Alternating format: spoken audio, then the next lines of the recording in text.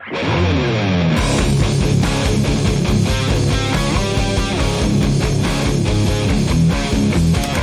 contractor's journey to self-mastery requires discipline, integrity, and respect. Welcome to Hammer and Grind.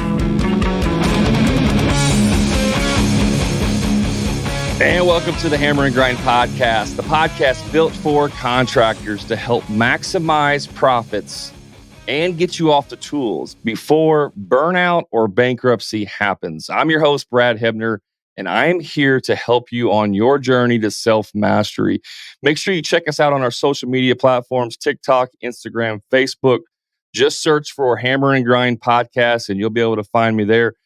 Consider joining my free Facebook group called the Contractor Profit Blueprint. I created this free group to give you as much information as possible to help you in your business. I go live in there once a week, tons of content to help you in your business. Now, if you want to accelerate the success, consider joining my paid coaching group called the Profit Club.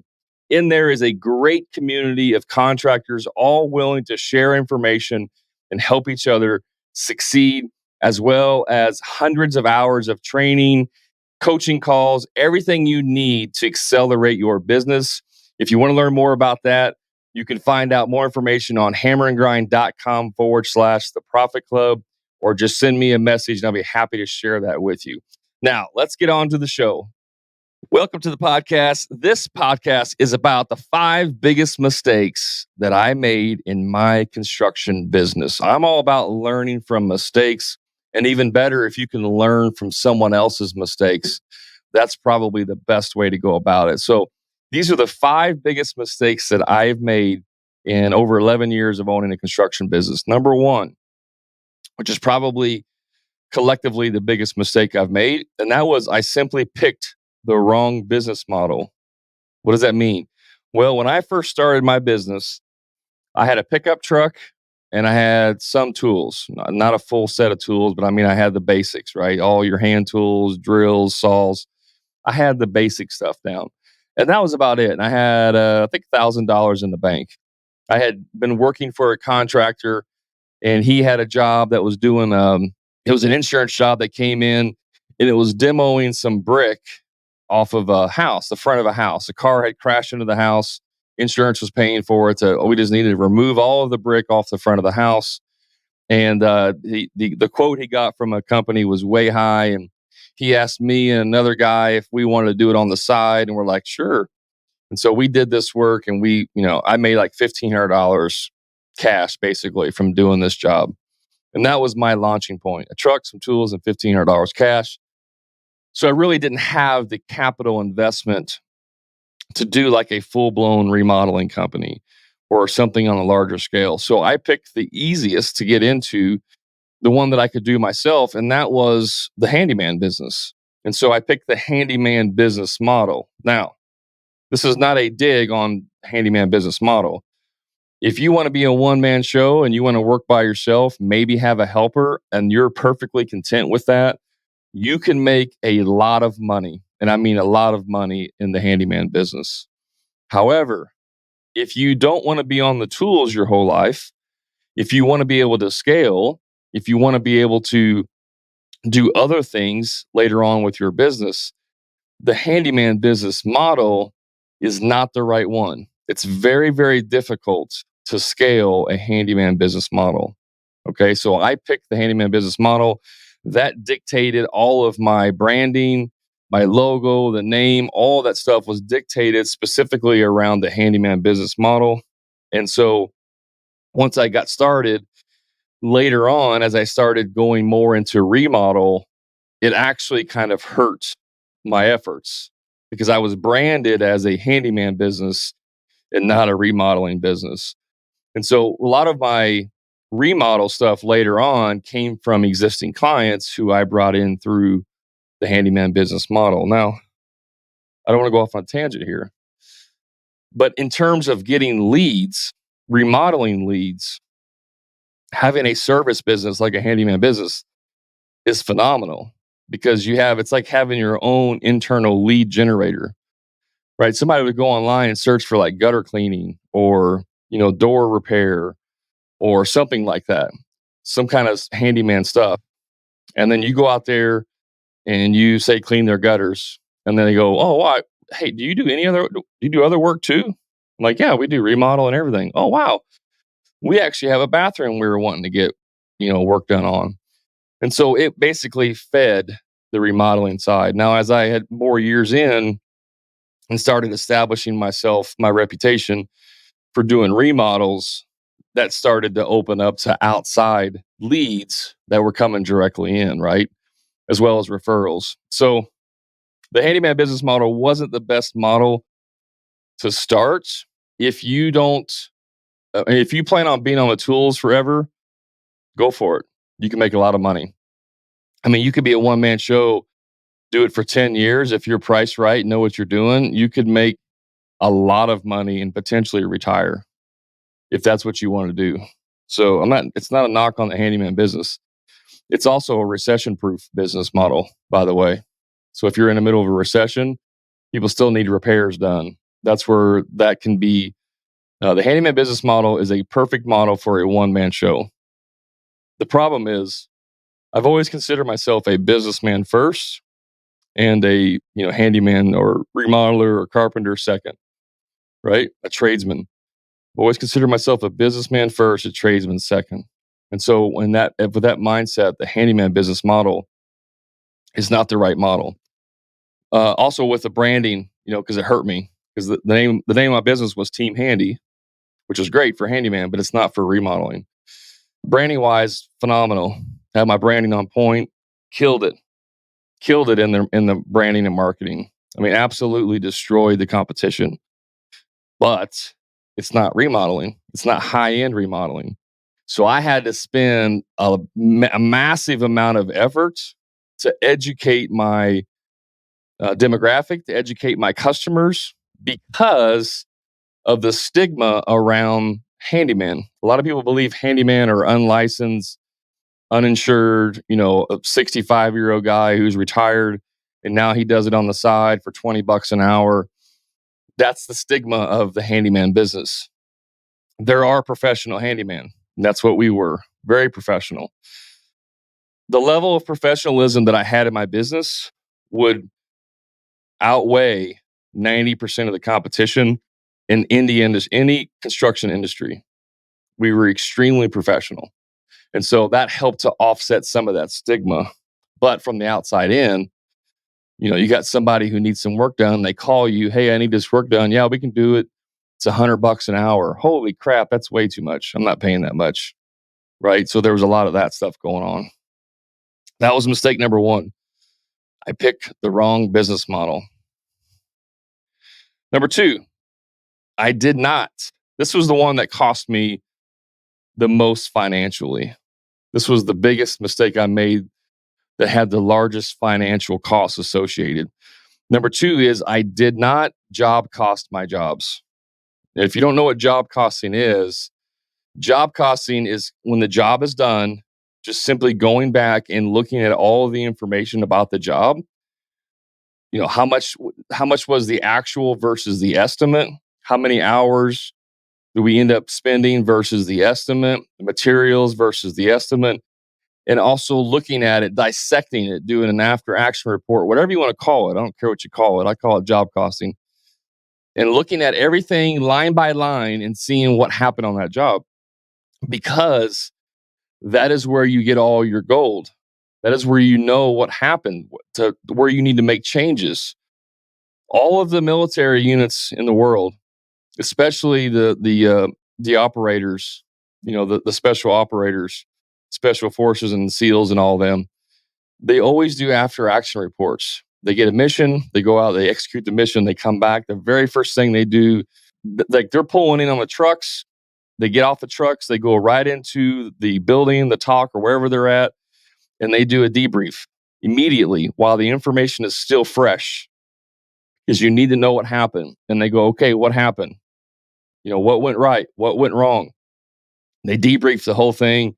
And now they know, like, "Hey, we went out here and the radios got hit right off the bat and we lost communication. Okay, what can we do differently? Well, maybe we need to have a backup radio. Perfect. Well, I will take 2 radios instead of 1. Like, it can be that simple, right? So in your business, what went wrong? You go to your team, or if it's you by yourself, you look at it and say, what went wrong?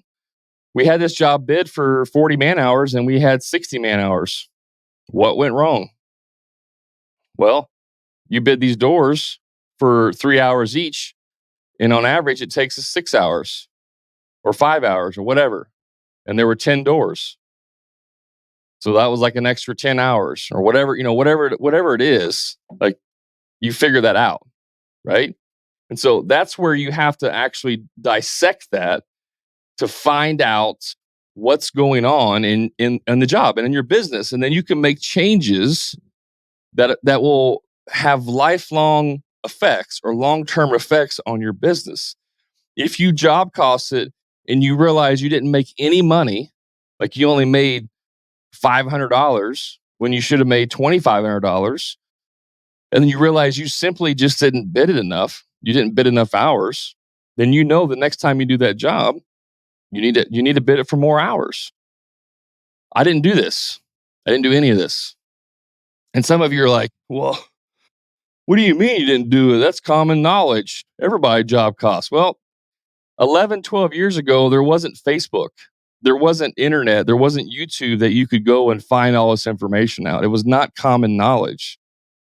And so I just didn't do it, right? Very few people understood what you had to do with business. Back then, I wasn't doing it.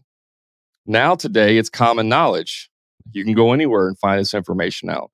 I simply wasn't doing it. Now, some of you know what job costing is. Some of you sort of kind of do job costing, meaning you don't really look at all of the information. You just look at the hours and the material costs, see if they're close. Oh, okay, yeah, we're 3 man hours over. No big deal. And then you don't use that information and process it and find out. You need to go to your team, if you have one, and talk to them after every job. Every single job. Not 1 out of 10, not, every other one. Every single job. I don't care if you do the exact same thing every time.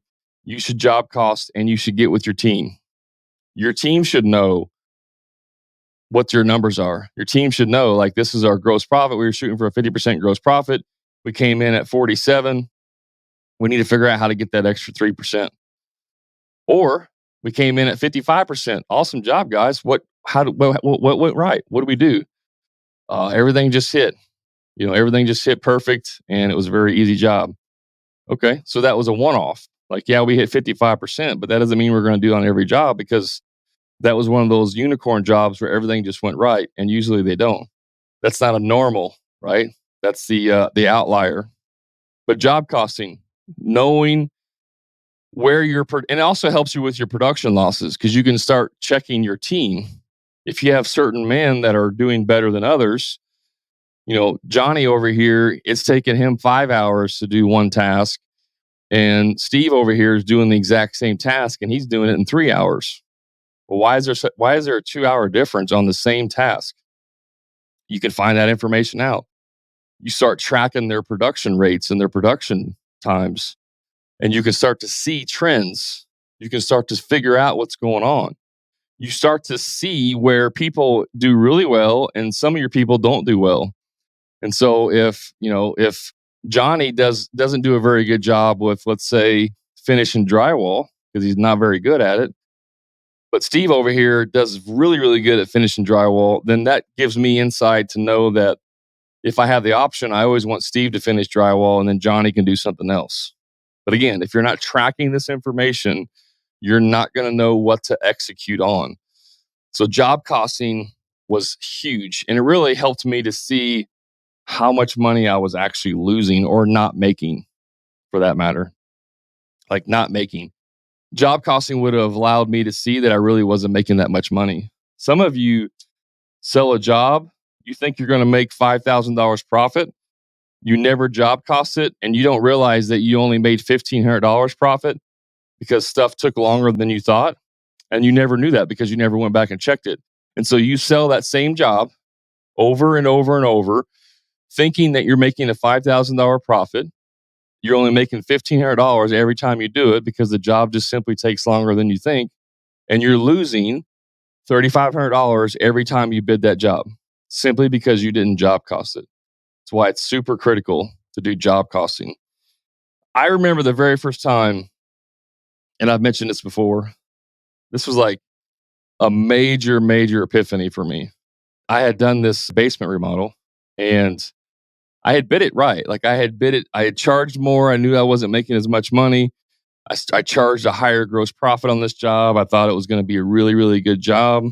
We get done and I was like 50 man hours over, like 50.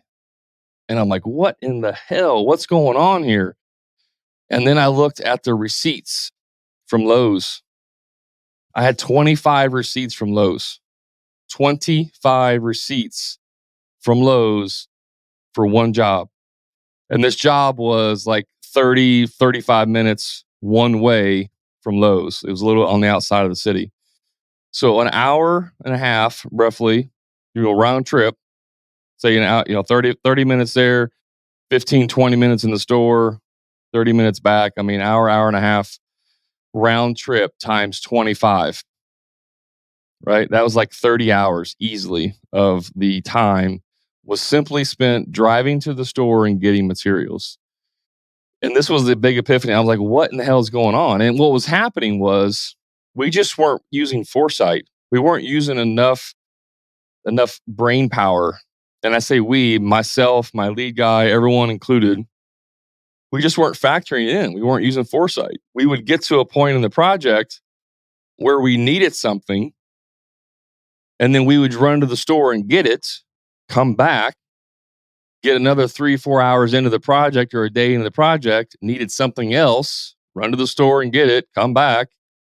And you just don't pay attention to that. You don't pay attention to how much time you spend on these things, and it will eat your production and your profit alive. But if you don't job cost it, you'd never know that.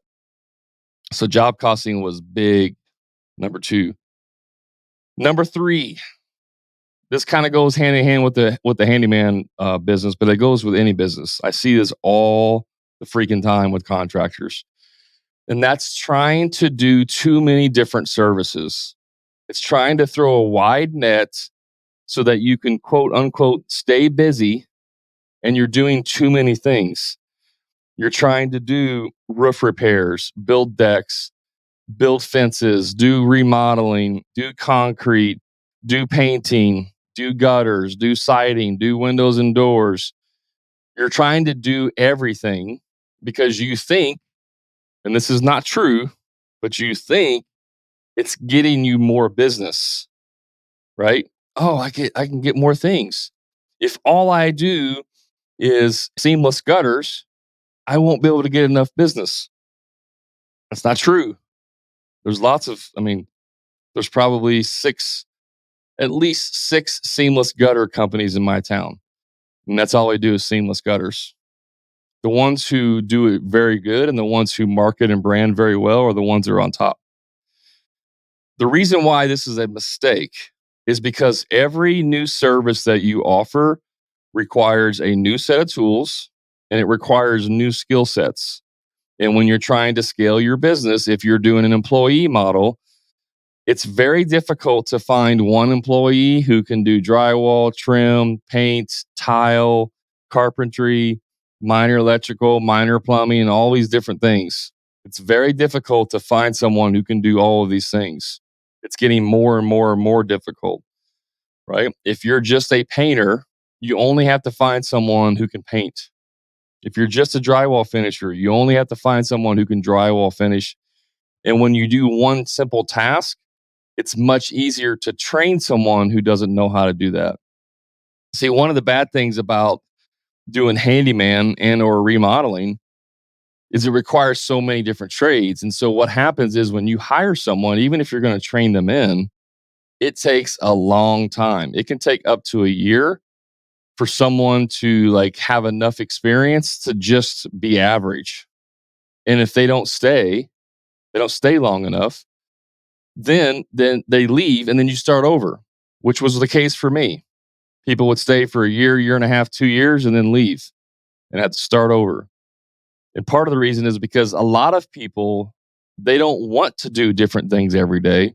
They want to be able to go to one job site every day for 6 weeks and then get done with that job and then go to a different job site.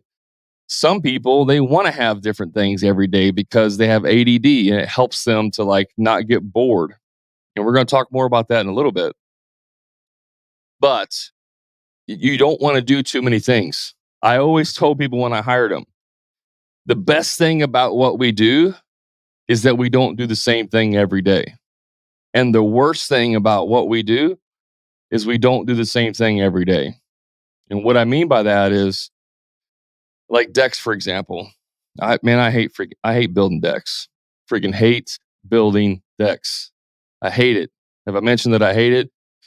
I hate building decks, partly because of the curse that we had. I had a curse. I don't know who'd put it on me, how I got the curse. But the curse that I had with decks was that no matter what time of the year, does not matter, whenever I built a deck, it was the hottest week of the entire year. And that's not an exaggeration. That's legit. Last time I built a deck, I told him I'm not doing it until like October, right? Because I'm not doing it in the middle of summer. It's too hot. I'll do it in October when it's cool, maybe even November. I don't even remember. It was like late in the year, very late in the year, end of October, beginning of November. We go build this deck. We're going to be there for 3 or 4 days. I kid you not, there was a heat wave that came in the 3 days that we were there. It went up into the 90s. Like the average temperature was 70 degrees. Those 3 days that we were on that deck, it went up to 90 degrees. That is not a joke. That's the curse. That's one of the reasons I hate decks. However, beyond that, I digress from my curse. The other reason why I hated doing decks was because I didn't do enough of them. I didn't do a lot of them. And so I would only do maybe 2 or 3 decks a year. And when you don't do something frequently, or you don't do as many repetitions, you tend to forget things. You tend to forget some of the production hacks that you do. You almost have to relearn information whenever you're starting. Now, it doesn't take too long to get back into the swing of it, but you may lose easily 4 to 5 hours of production because when you start this job, because you're trying to remember, man, it's been a year since I built my last deck. How do I lay this thing out? Right. And you have to like get yourself back into it. But if you're building decks every single day and that's all you do, there's no thinking about it. It's a process. You get a process down, you go. The second part of going too wide is because every time you do that, you have a whole new set of processes. You have a whole new set of systems, a whole new set of tools, like I mentioned. And so now you have to deal with this stuff, right? What happens is, for example, we did tile. I did all the tile work in my business. I'm pretty good at tile, although I don't consider myself to be a professional. And so I had all the tile stuff you need. Super nice tile saws, IQ power saw out there, hand saw, everything you would possibly need to do tile. But 10 months out of the year, that stuff sits in my shop because I only did tile if I was doing the bathroom or if I was doing like a backsplash. I didn't do like regular floor or somebody wanted a new tile floor. I didn't do that because that's more production and I wasn't going to be competitive at all. And I didn't want to do that stuff. So I would only do tile if it was part of a larger project like a kitchen or a bathroom remodel. And so I have $5,000, $6,000, $7,000 worth of tile equipment that sits in my shop that only gets used 2 months out of the year. So you have to buy these things. Yes, you can rent them. You can rent stuff, but I hate renting things. So, and I always have to have the best. So I always go out and spend money on the best, even though I may only use it a few times a year. But those are just some of the things that you run into when you try to do too many services. If all you did was drywall finishing, like every tool that you own would fit in a van. And that's it. You just drive your van, you're done. I have a 2,500 square foot warehouse just to keep all of the crap in, all the different ladders, At some point we were doing roof repairs, so I had to buy ladder jacks and, sponges for the roof and all these different roofing materials and safety harness and all the crap that you need. And we were cleaning gutters too. And then I had to buy ladders. I got 18 different types of ladders, and I needed scaffolding because we were doing work on the front of a gable one time, and I needed scaffolding. So I just bought it instead of renting it. Again, every time you do a different service, new tools, new equipment, new training, right? Niche down. Get super niche with what you do.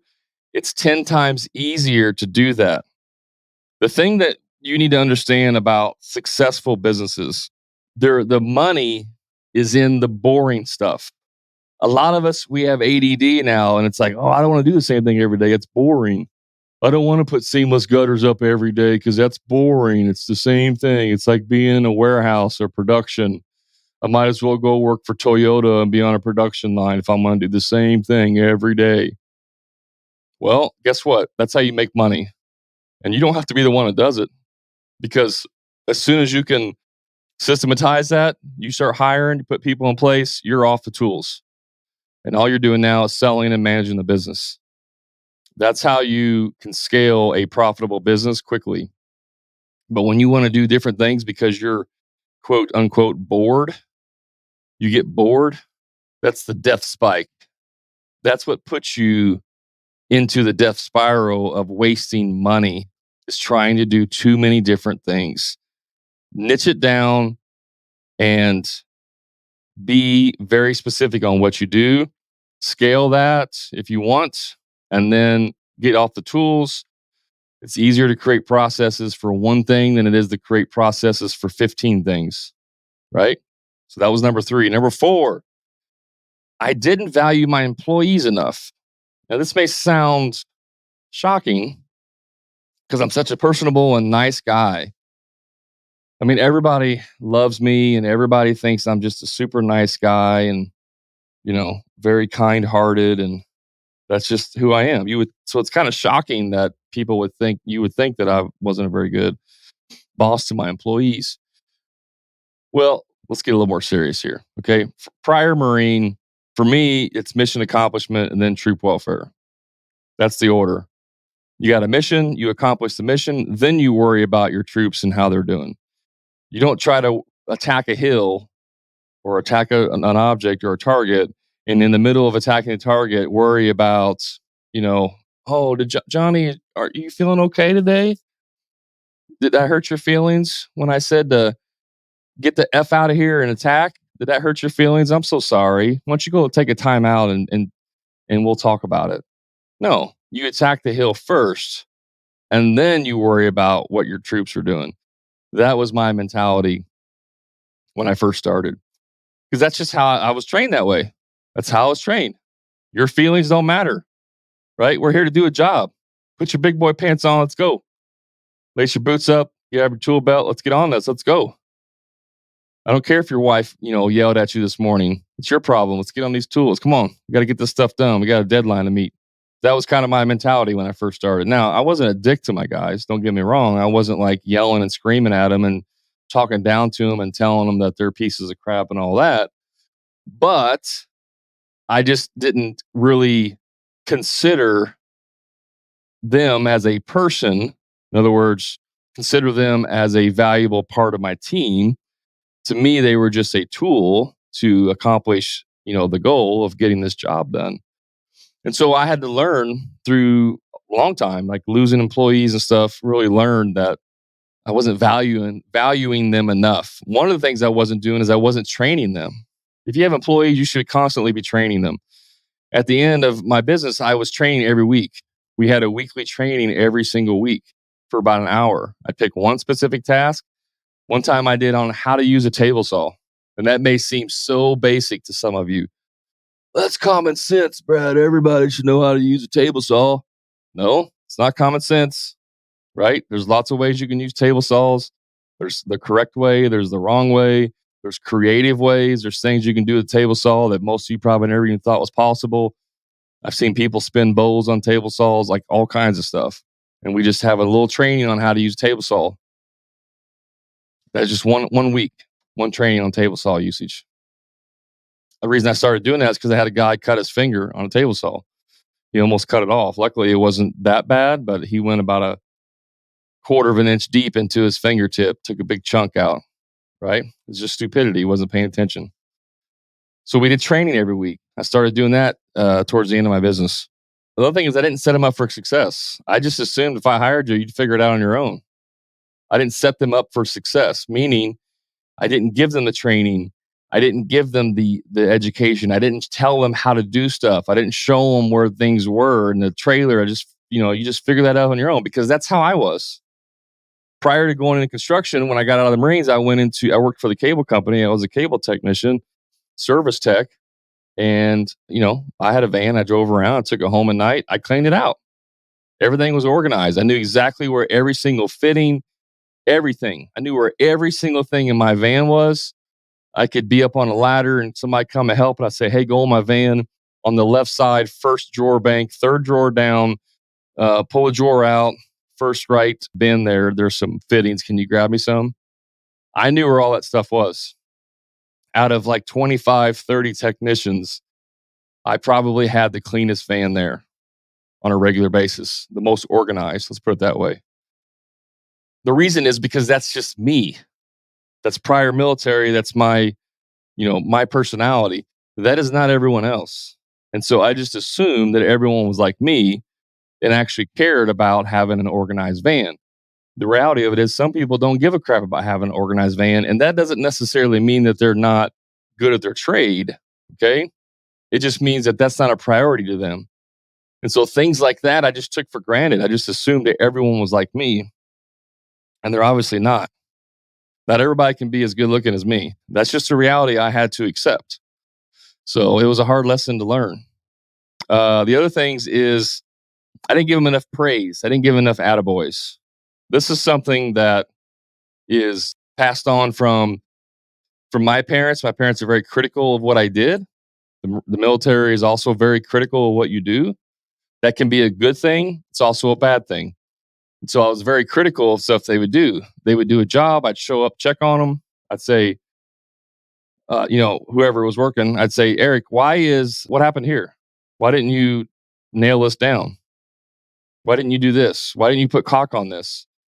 Why'd you cut corners on that? Why? You didn't do this right. You didn't do that right. You need to do better with this. This isn't right. We got to redo it. It was a lot of that stuff and none, like literally none of, hey, I like the way you put this on. This looks really nice. Hey, this turned out really great. Great job on this. It was none of that. I remember I hired a guy. He was an older gentleman, and he was a former stepdad of my employee, my lead guy. They got divorced, and so no longer a stepdad, but he still talked to him. And I hired him. So he was like in his 50s, and I hired him the very first day on the job that he started out on the job. We were doing a bathroom remodel, and I don't remember exactly what I said, but I was critiquing the guys. I was like, "Come on, guys, you got to do better than this. You know better. We got to make sure we do this. Blah blah blah blah." And I was walking out the door, and he followed me out. He's like, "Hey, can I talk to you for a second?" I said, "Sure." He said, "Don't you think you're being a little hard on the guys?" Now, granted, he was the former stepdad, so it was like he had a different opinion of the people, like he was protecting them, which that's fine. He was like, "Don't you think you're being a little hard on them?" And I was like, "That's interesting." And so that was just the first day. Now that guy only lasted like 2 months. Long story short, but he only lasted about 2 months. So, but it was still an eye-opening experience of like, don't you think you're being a little hard on them? And I was being too hard on them. The other thing is, I didn't give them enough praise and attaboys. Those are the main things. I didn't train them. Didn't give them enough training and I didn't set them up for success. Whether that was having the right tools, that's not true. I've spent a lot of money on tools. A lot of times guys would say, "Hey, can we get this tool? It'd make our job easier." I say, "Sure." I go buy it. They never use it. I get pissed. Why did you have me buy this tool if you never going to use it? But I did, set them up for success, meaning making sure they have what they need, the information, the training, the tools to make sure that they're able to do their job. So I just didn't value my employees enough early on. I didn't do that. And the last thing that I didn't do, which I think would have eliminated a lot of these problems had I done it much, much, much earlier, and that is I didn't get help. I didn't hire the right coach soon enough. I had a business coach when I first started, like a year in. I hired a business coach. He was $125 an hour, but he was like a corporate business coach. So everything that he knew was about like looking at your P&L and looking at things from a numbers perspective. He didn't know anything about construction. He didn't know anything about marketing. It was just all from the business side, the numbers side. And he did help me. He helped me kind of understand some of that stuff better, but it wasn't a big of enough help really to make the needle move. I take it back too. I got to step back. When I first started, I went through SCORE. I don't know if you guys know what SCORE is. SCORE is a nonprofit organization that helps new businesses get started. So I had a couple mentors that kind of helped me when I first got started. And when I went and met with them, they go, "Oh, you got to write a business plan."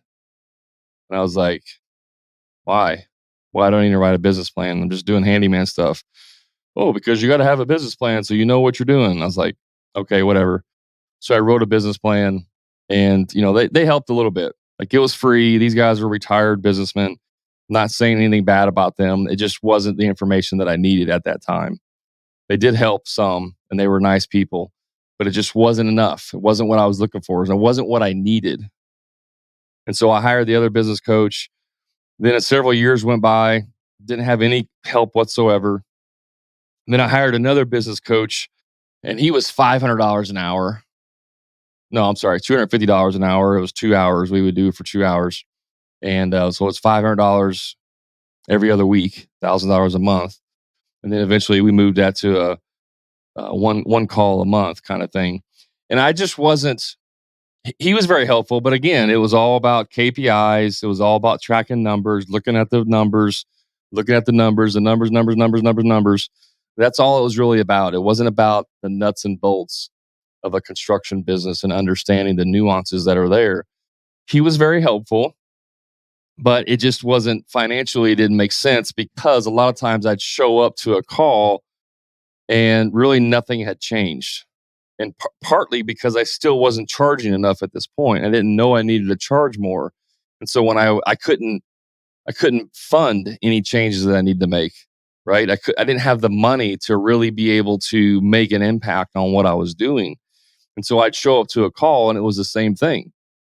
"What'd you do this week?" "Well, same thing I did last week." Nothing, right? Nothing changed. I mean, there was no progress being made. And so eventually, after about 3 or 4 months, I canceled that because it just wasn't it wasn't benefiting me in my construction business.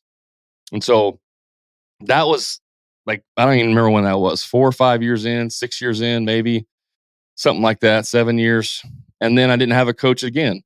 And so I tried it myself, my own way. I kept trying and doing it wrong. And finally, after 9 years and finally fed up and sick and tired and working my butt off, I finally searched out some other coaches. And then I started finding coaches who specifically helped contractors. They were a contractor. Now they helped contractors. And what they were saying made sense. The stuff that they were saying actually made sense to me because it was contractor specific. And so I hired them, and I've hired a couple different coaches in the construction space, and they helped me with all the different areas of my business that I needed help with, and it changed everything. It shortcutted everything else. The amount of growth I had from 1 year to 9 years was the same growth I had from 9 years to 11 years. So in 2 years, I had increased my growth that matched what I had done the first 9 years, simply because I had the right information. I had the right knowledge. And so that's what catapulted everything in my business. And through that process is when I fell in love with the coaching process. Now, just something about me, I've always planned on doing like business coaching like way into the future, like when I was going to retire at my, 65 and I couldn't work anymore, I would become a consultant or whatever. So that was always something that I wanted to do. However, through the process of getting help in the coaching space, specifically with contractor coaches, I fell in love with this. And that is what transitioned me into this space. What transitioned me into creating the Hammer and Grind podcast, creating my coaching group, the Profit Club. And that is where I'm at today, because I love doing this way more than I loved remodeling bathrooms or kitchens or anything else. Being able to help contractors and like legitimately change the trajectory of their lives and their families' lives is 100 times more fulfilling to me than a really nice, beautiful bathroom that I post on Facebook and everybody goes, ooh and ah, and that lasts for about 2 weeks and then it's over. No one else says anything about it. The customers, they love it. Maybe I see them 3 months later out in town, like, oh yeah, we love our bathroom. It's great. But that's really it, right? It wasn't for me, at least. This is for me. It wasn't as fulfilling. And so that's why I transitioned into doing coaching, is because the coaching that I had received made a fundamental impact on my business, so much so that it changed what I wanted to do for the rest of my life. And so that is where we're at today. However, I would not be here if I had not got coaching. And one of the mistakes that I made was not getting the right coaching earlier in my business. Had I had found the contractor coaches, year 3, maybe 2 or 3, who knows where I would be at today? Like, it would be mind-boggling to me, because the information that you receive from someone who's in the fight with you, who's in the trenches, who's next to you battling and understands all of the nuances of what happens, those are the ones that are going to be able to tell you, yeah, don't do that. Yeah, I know you want to do that, but don't, because it's not going to work out. Right? I've been there. I've made that mistake. This is why I'm telling you. It's why I'm sharing this podcast, the 5 biggest mistakes I've made. It's also why I'm able to, this is episode number 85. It's why I've been able to create 85 episodes of things that I've learned the hard way and also learned how to do the correct way. And so now I'm sharing that with you. And so hopefully you will understand why that was a big mistake, not getting help sooner. So those are the 5 biggest mistakes I made. I picked the wrong business model. I didn't job cost my jobs. I tried to do too many services, try to go too wide with my services. I didn't value my employees enough, and I didn't hire a coach soon enough. I didn't hire the right coach soon enough in my business. If I had to go back and do it all over again, if I was starting a new construction business today, no doubt within 2 years, I would be at least where I was after 11 years in business. I could do that in 2 years because now I have the right information. So I hope this was helpful to you guys. As always, check out my other social media information. Check out TikTok. I do a ton of videos in TikTok. I got Instagram and my free Facebook group, the Contractor Profit Blueprint. I go live in there once a week, provide tons of value. Got lots of new exciting things that I'm going to be dropping in that group. So you're going to want to check it out. The link is in the show notes. Until next time, guys, you know what to do. Be the best version of you.